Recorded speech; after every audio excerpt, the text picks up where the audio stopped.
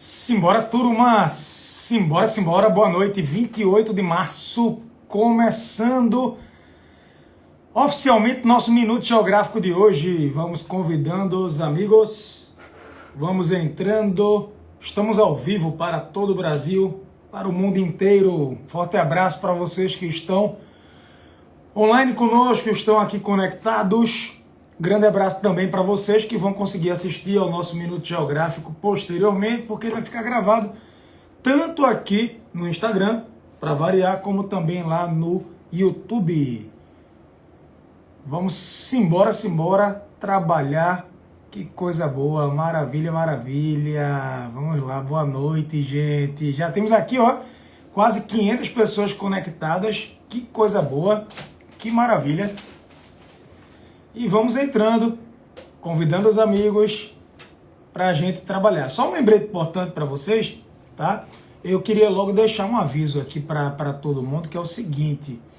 Agora, em abril, eu queria que vocês se programassem na agenda de vocês. Quem tem uma agenda agora? Coloque na agenda de vocês. Nos dias 17 e 18 de abril. 17 de abril no domingo. 18 de abril, na segunda-feira, nós teremos a Semana da Geopolítica. A Semana da Geopolítica.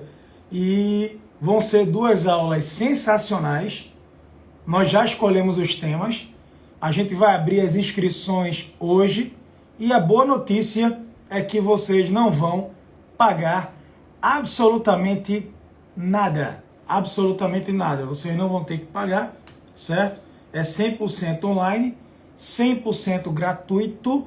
Basta absolutamente entrar no site que eu vou colocar aqui para vocês.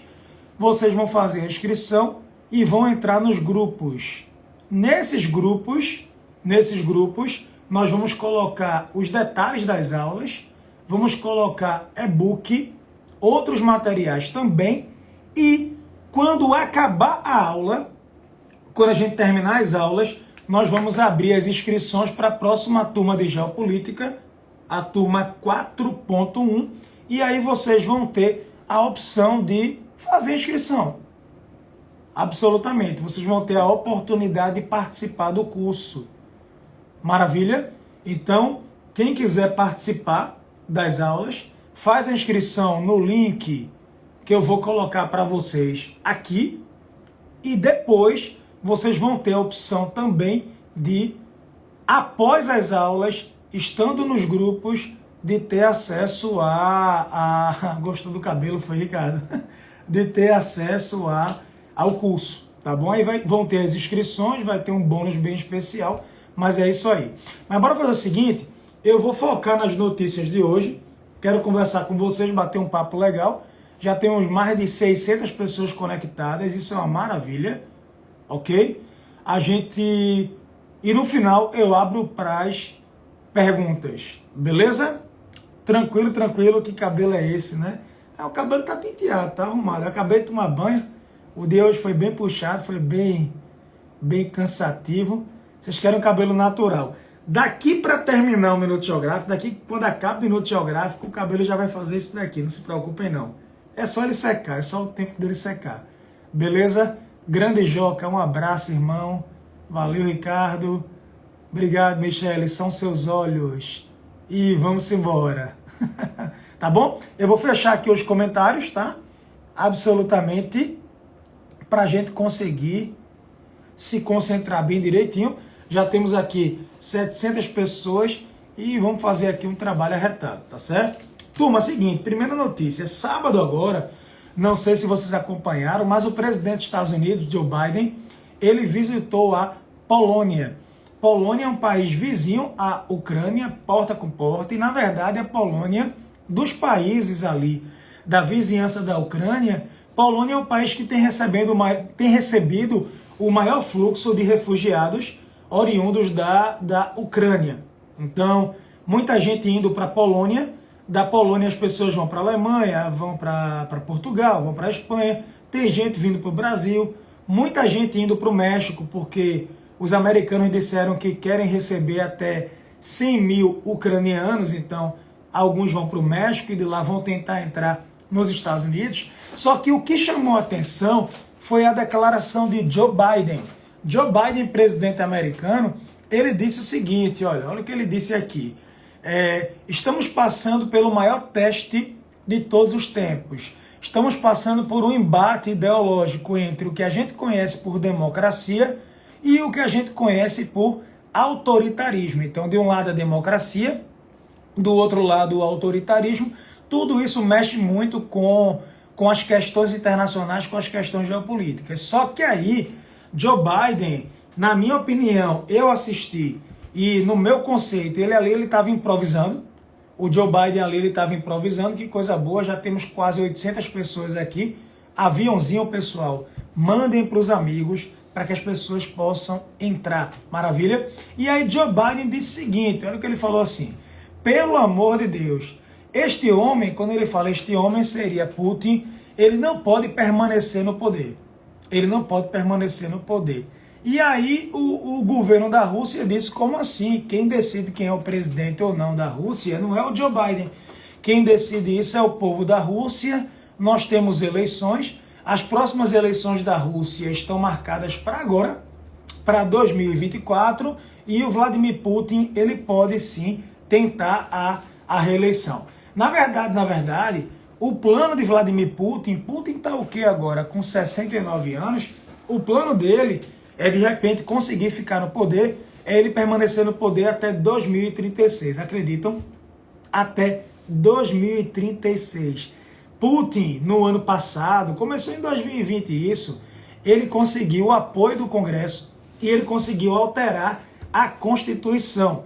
E ele disse, olha, eu sei que não é o ideal é ter 2 reeleições no máximo, mas eu quero colocar de uma maneira ilimitada por agora, enquanto a Rússia não for ainda politicamente madura. Ele disse, a Rússia precisa amadurecer, a Rússia precisa de previsibilidade política, aí ele aprovou a mudança na Constituição, que beneficia o próprio Vladimir Putin, que já está no poder, e pode beneficiar no futuro outros candidatos que queiram a eleição, reeleição e por aí vai. Então, ele pode ficar até 2036, tá certo? Em 2036, fazendo uma conta rápida aqui, Vladimir Putin teria 83 anos. A condição física dele, visivelmente, ela é boa, é uma condição física organizada, ele não parece ter a idade que tem.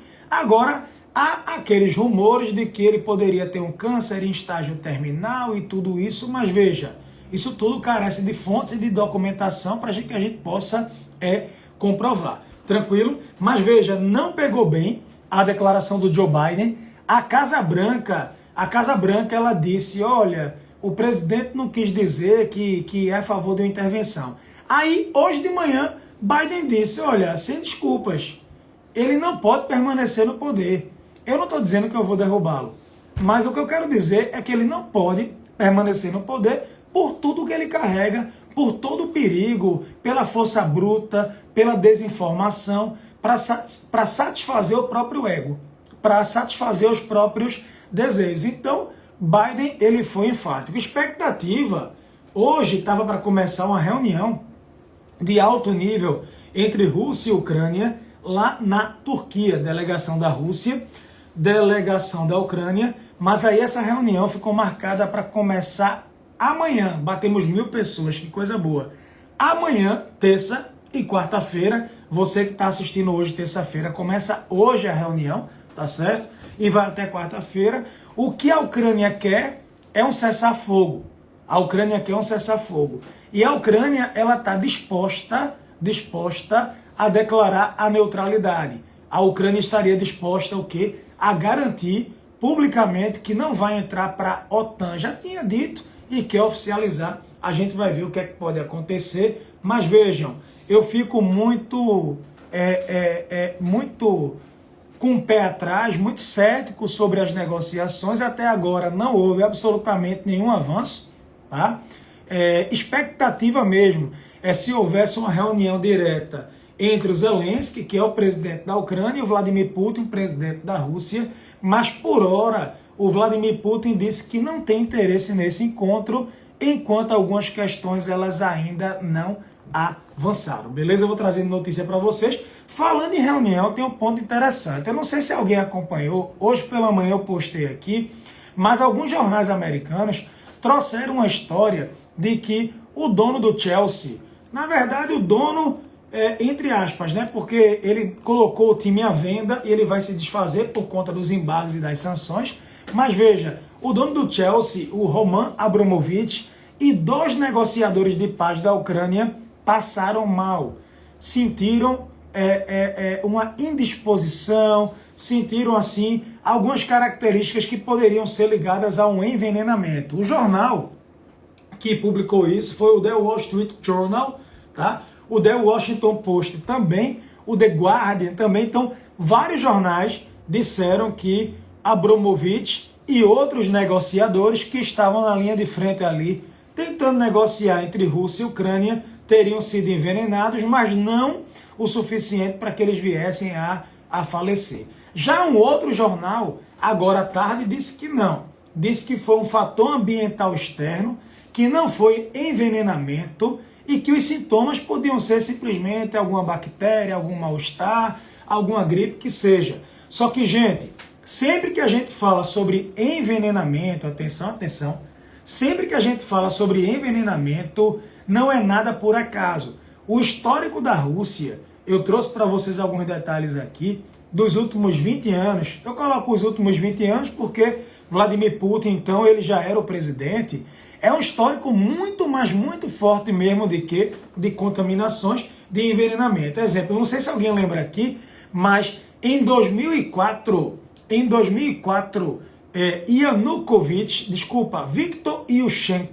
Viktor Yushchenko, ele era o candidato a presidente da Ucrânia. Durante a campanha eleitoral, ele foi envenenado. Eu vou mostrar para vocês aqui a foto dele do antes e depois. Na época, os adversários políticos disseram que era tudo mentira, é que ele bebeu muito, que ele comeu um sushi estragado, que ele passou mal, mas que estava tudo bem. Só que também naquela época, alguns médicos da Áustria que fizeram o exame nele disseram, olha, tem muita dioxina, tem muito componente químico tóxico, alguma coisa diferente aconteceu, enfim, ele sobreviveu, ganhou as eleições e governou a Ucrânia entre 2005 e 2010. Coincidência ou não, o Viktor Yushchenko, ele criticava Vladimir Putin e sofreu essa tentativa de envenenamento suposta. Depois que assumiu o cargo, ele se aproximou bastante da Rússia e por aí vai.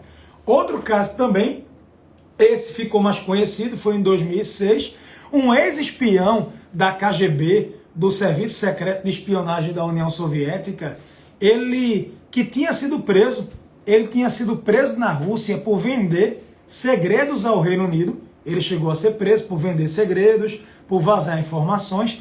Em 2010, ele saiu da prisão. Em 2010 ele foi solto, ele saiu da prisão e ele mudou-se para Inglaterra. Só que aí na Inglaterra o que se diz é que ele estava revelando segredos ligados ao governo russo. Foi mais ou menos assim. A Rússia queria usá-lo como um instrumento de troca. A Inglaterra teria prendido, capturado espiões da Rússia, a Inglaterra, e aí a Rússia teria capturado ele e outros também, e aí fizeram uma troca de prisioneiros.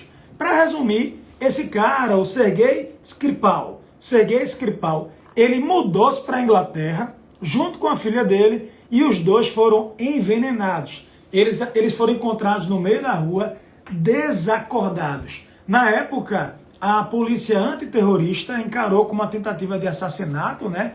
E identificou o Novichok. O Novichok como uma substância usada, uma substância muito, muito cara. E aí, resultado, ele teria sofrido essa tentativa, tá certo, gente, de envenenamento. Outro que sofreu também, o Alexei Navalny. Vocês sabem da história, eu falei muito aqui do Minuto Geográfico. Ele é um ativista anticorrupção. Ele é acusado de criticar e revelar possíveis crimes cometidos pelo governo de Vladimir Putin. Ele se sentiu mal e perdeu a consciência quando ele estava no avião. Ele estava no avião que ia para Moscou. O avião estava indo para Moscou.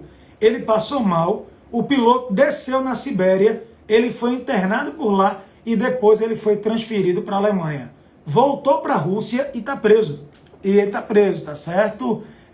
Um médico russo na época disse, olha, a gente não encontrou absolutamente nenhum veneno no corpo de Navalny, absolutamente nenhum, só que o governo alemão fez alguns testes de sangue dele e achou esse agente, o Novichok, que ele está dizendo aqui para vocês, e disse sim que houve um envenenamento. Vladimir Putin, na época, disse, olha, não fui eu, até porque se eu mandasse envenená-lo, ele teria morrido, porque eu garanto, eu seria eficiente. Então, são vários casos, ó. Livnenko, que foi um ex-agente da KGB, do Serviço Secreto Soviético também, ele foi contaminado com isótopo de polônio-210, é um agente muito raro, extremamente caro e extremamente nocivo.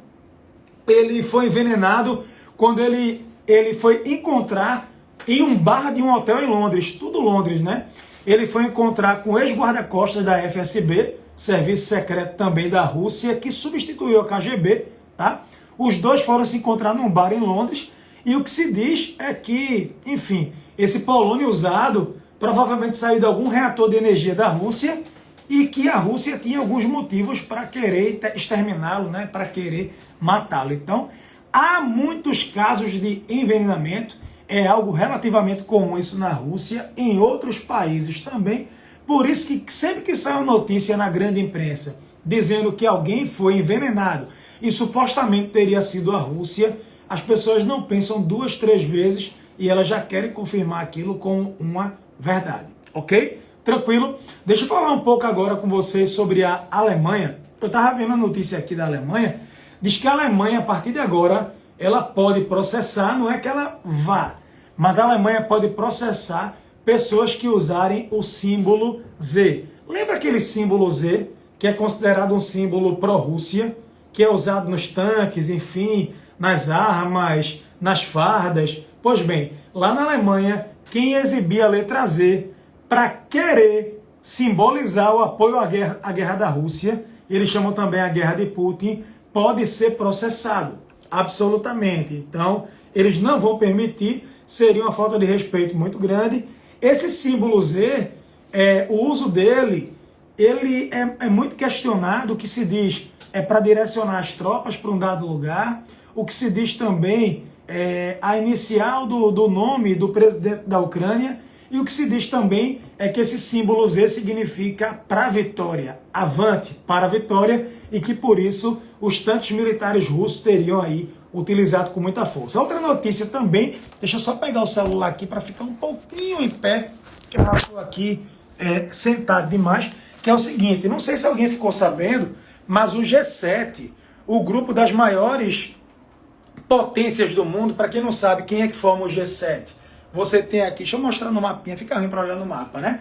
Mas você tem a Inglaterra como G7, você tem a França como G7, tem a Alemanha, tem o Japão, tem o Canadá, tem os Estados Unidos, tem a Itália, o G7. Ele já foi considerado o G7 mais um, já foi chamado de G8, mas a Rússia foi expulsa. Exatamente, a Rússia foi expulsa pela política dela na Crimeia, pela política dela contra a Geórgia. A Rússia acabou sendo expulsa da organização. Qual é a novidade? Vladimir Putin, ele anunciou o seguinte: vocês do G7 que estão fazendo sanções, sancionando a Rússia, sufocando a economia da Rússia, querem comprar meu carvão, meu gás e meu petróleo? Ok. Eu vendo gás, carvão e petróleo. Eu não vou parar de vender para vocês, não. Mas vocês agora vão ter que pagar na moeda russa. Então, Vladimir Putin, ele quer obrigar os presidentes do G7, os políticos do G7, primeiros ministros e afins, a eles comprarem a moeda da Rússia, fortalecerem a moeda da Rússia para terem acesso à energia do país. É uma manobra. O Emmanuel Macron da França disse, olha, a gente não vai comprar em ruble, a gente não vai comprar a tua moeda, porque isso não está no contrato. Isso não está de acordo. Enquanto isso, há uma corrida gigante, os líderes europeus querendo diminuir a dependência em relação à energia da Rússia, querendo comprar do Catar, querendo comprar da África, comprar de todo mundo menos da Rússia. O cenário é um caos. Aí vê o que aqui Vladimir Putin, vê o que Emmanuel Macron disse, ó. O pagamento na moeda russa não é aceitável. Eu peço às empresas envolvidas que não cumpram a exigência do Vladimir Putin. Absolutamente. E aí, olha o que a Rússia disse. Não vamos fornecer gás de graça. Gás de graça. Se vocês querem ter acesso ao gás, se vocês querem ter acesso à matéria-prima russa, vocês vão ter que pagar em moeda russa, vão ter que ficar de acordo, porque do contrário nós vamos o quê? Cortar. Então a confusão está feita. Lembrem vocês, se a Rússia cortar o fornecimento de energia para a Europa, há uma complexidade significativa, há uma complexidade muito forte, que, como eu disse para vocês, a Europa hoje não consegue viver sem ter acesso à energia da Rússia. Criou-se uma dependência muito grande e a Europa hoje é refém dessa dependência, é refém desse processo, ok? Outra coisa que eu queria mostrar para vocês. Deixa eu mostrar aqui logo um mapa para vocês terem uma noção. Estão vendo aqui no Google Maps, vocês estão vendo aqui essa região da Ásia Central. Vocês conseguem ver Turcomenistão, Uzbequistão, Cazaquistão, Quirguistão, Tajiquistão, Afeganistão. Essa região da da Ásia Central. A Ásia Central, praticamente toda essa área daqui, fazia parte da antiga União Soviética. Então, eram repúblicas da URSS. E mesmo com o fim da União Soviética, esses países aqui mantiveram um vínculo legal com a Rússia.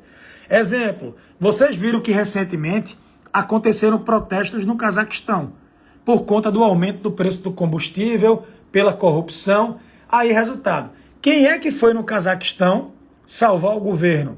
Quem é que entrou no Cazaquistão para acabar com a manifestação, para acabar com o protesto? Foram soldados da Rússia. Então a Rússia segurou o governo cazaque aqui do Cazaquistão no poder.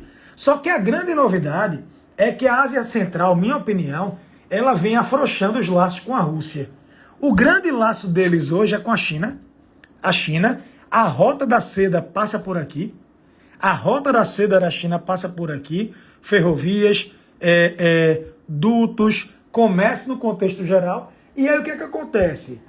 Esses países daqui, eles não querem fazer parte da cortina de ferro.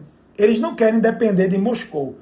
Então, eles estão na órbita da Rússia hoje, ainda mais da China, certo? Mas eles não querem ficar, de alguma forma, isolados como a Rússia ficou isolada, tá? Então, essa guerra pode ser um divisor de águas, pode mudar a dinâmica regional. Só para dar um dado a vocês, interessante a vocês, hoje na Rússia você tem 2,5 milhões de trabalhadores da Ásia Central trabalhando na Rússia.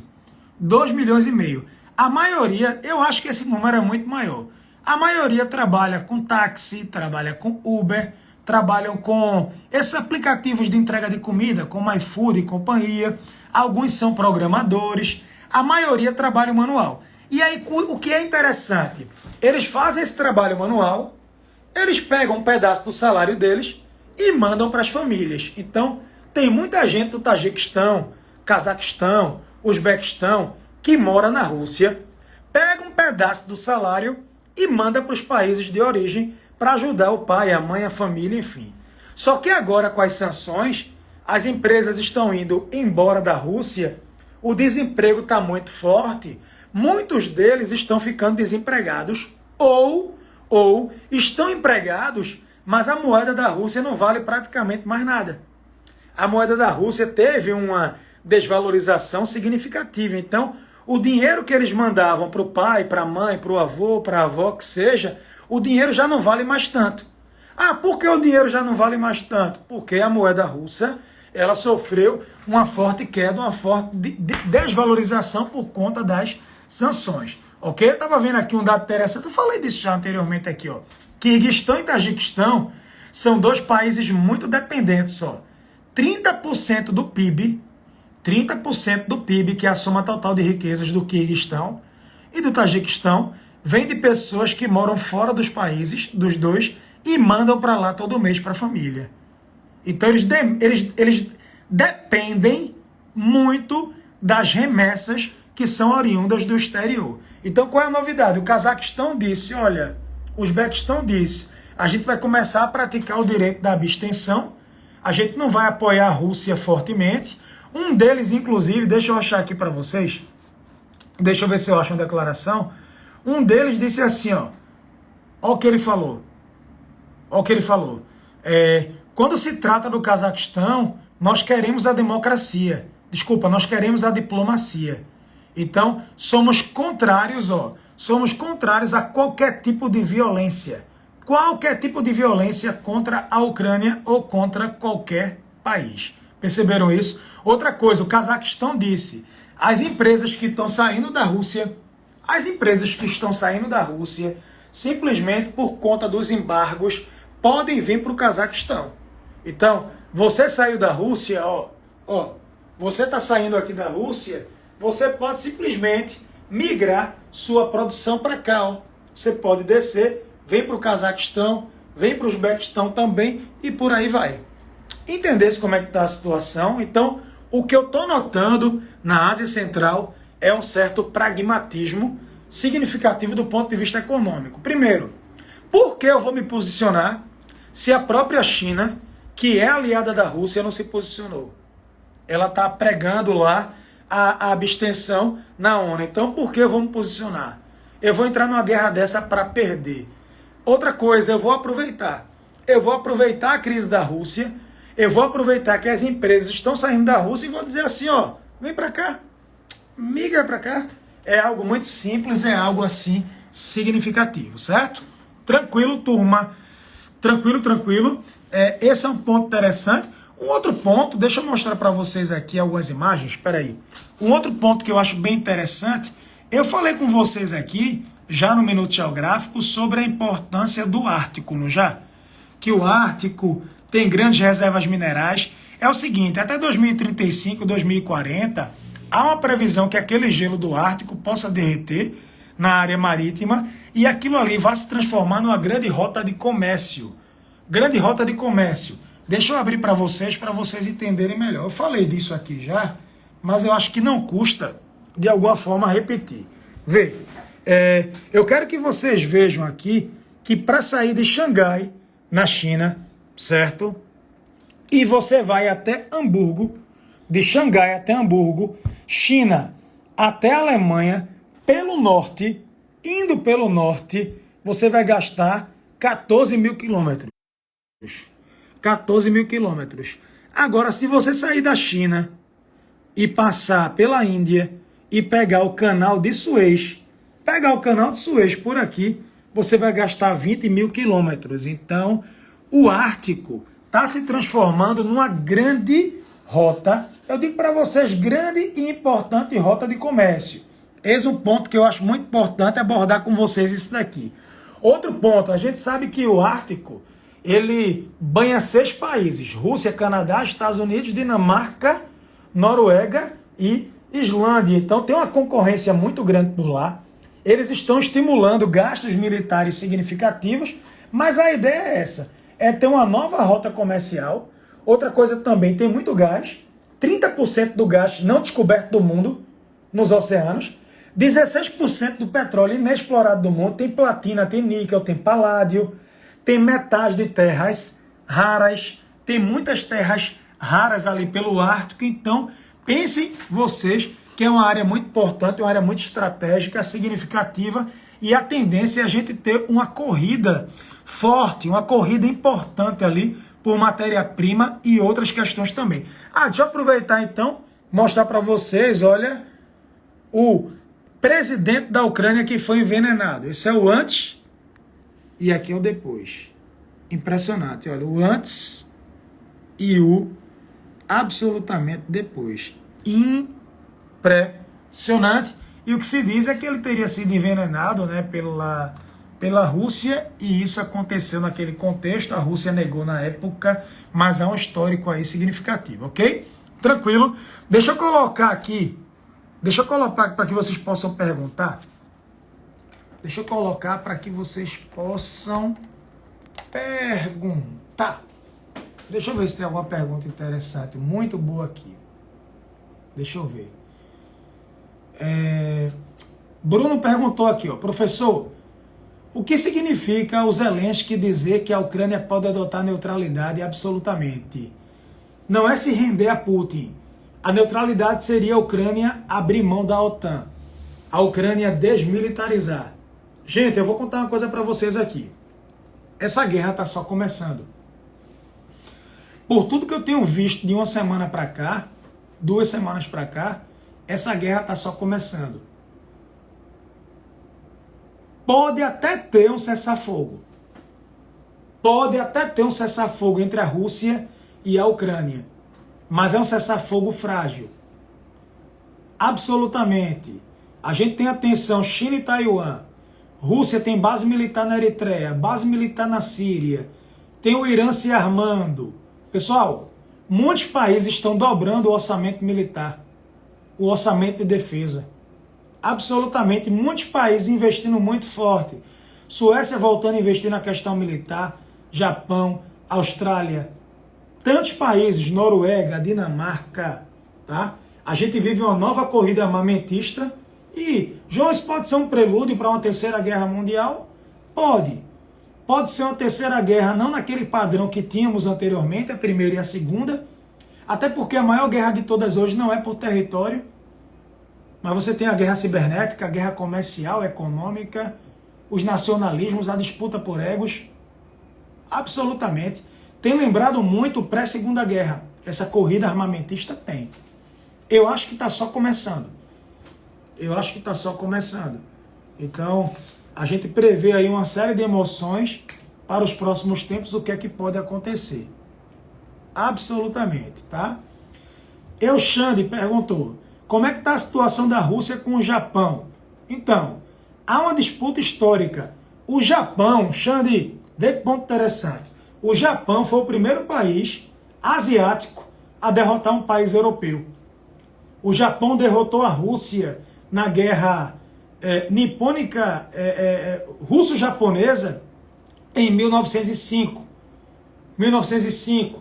E aquilo ali foi um dos motivos que levaram, que levou à Revolução Russa de 1917. A população insatisfeita com o czar, com Nicolau II, foi protestar contra o czar e o czar mandou abrir fogo contra o próprio povo em 1905, um episódio chamado de Domingo Sangrento.